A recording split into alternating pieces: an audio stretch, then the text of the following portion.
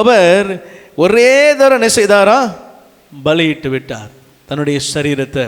ஆசாரிகள் முன்னாடி இருந்த முறைமையின்படி என்ன செய்யணும்? வருஷத்துக்கு ஒரு முறை என்ன செய்யணும்? பிரதான ஆசாரியன் பரிசுத்த ஸ்தலத்துக்கு போய் என்ன செய்யணும்? மகா பரிசுத்த ஸ்தலத்தில் அசைவாட்டு பலியை செலுத்த வேண்டும்.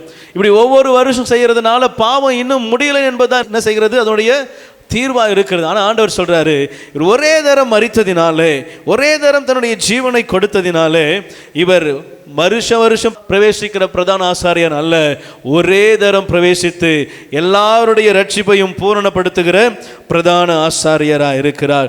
மேலும் தமது மூலமாய் தேவனிடத்தில் சேர்கிறவர்களுக்கு வேண்டுதல் செய்யும்படி அவர் எப்பொழுதும் உயிரோடு இருக்கிறவர், முற்றுமுடிய ரட்சிக்க வல்லவராக இருக்கிறார். அவர் ஒருத்தர் தான் முற்றுமுடிய ரட்சிக்க வல்லவர். ஆமென் சொல்லுவோமா? என்னை முற்றுமுடிய ரட்சிக்க ஒருவர் உண்டு, அவர் என் ஆண்டவராக இயேசு கிறிஸ்து. கவனிங்க, அவரை தவிர்த்து வேற எதன் மீது நம்பிக்கை வைத்தாலும், வேற எதையும் சார்ந்து கொண்டாலும், வேற எதை நம்மை பற்றி கொண்டாலும் நாம் அதில் ஜெயிக்கவோ, அதில் நாம் வெற்றி பெறவோ, அதில் மேலே வரவோ முடியவே முடியாது. ஆண்டவர் சொல்றார், நான் தான் முற்றுமுடிய ரட்சிக்க வல்லமை உள்ளவர், அவருடைய ரட்சிப்பு மட்டுமே உண்மை உள்ளது, அவர்தான் ரட்சிக்க திராணி உள்ளவர். அல்லேலூயா.